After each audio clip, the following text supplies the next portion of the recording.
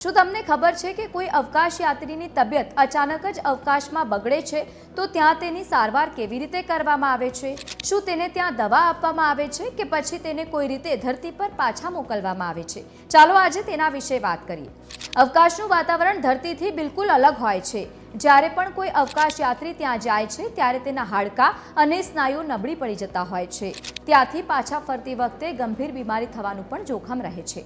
પરંતુ જો કોઈ અવકાશમાં બીમાર પડે છે તો આંતરરાષ્ટ્રીય અવકાશ મથકમાં એક મેડિકલ કિટ હોય છે, જેમાં પ્રાથમિક સંભાળની બધી જ વસ્તુઓ ઉપલબ્ધ હોય છે, જેમ કે ઉલટી, તાવ, દુખાવો, બ્લડ પ્રેશર અને શુગર ચેક કરવા માટેના મશીનો અને બીજી ઘણી દવાઓ પણ. કોઈપણ નાના કિસ્સામાં તેને સાફ કરવા માટે એન્ટીબાયોટિક્સ પણ હોય છે. તે સિવાય ક્રૂ મેમ્બર્સને બેઝિક ટ્રેનિંગ પણ આપવામાં આવે છે, જેમ કે CPR, જેનાથી જરૂરતના સમયે તેનેથી મદદ મળી શકે. અને તેમજ તેમની સાથે ટીમનો એક વ્યક્તિ એવો પણ હોય છે જે સ્પેસમાં મેડિકલ ઓફિસર હોય છે. તેના પાસે બીજા લોકો સિવાય વધારાની ટ્રેનિંગ હોય છે અને જો કોઈ ઇમરજન્સી હોય તો તે આરામથી સોલ્વ થઈ શકે.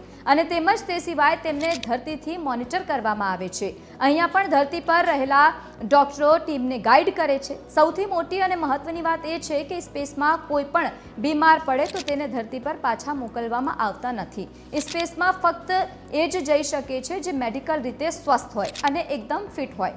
તો પણ જો સ્પેસમાં તેમની તબિયત બગડી જાય છે તો મેડિકલ ટીમ તરત જ તેમને જોઈ લે છે. પરંતુ જો તબિયત વધારે બગડી જાય તો તેને કોન્ટિજન્સી રિટર્નનો પ્લાન કરવામાં આવે છે. સ્પેસ સેન્ટરમાં હંમેશા એક લાઇફબોટ એરક્રાફ્ટ ડોક લાગેલો હોય છે. ઇમરજન્સીની સ્થિતિમાં અવકાશ યાત્રીઓને પાછા મોકલવામાં આવે છે. તો તમને પણ લાગી ના આ મહત્વની વાત?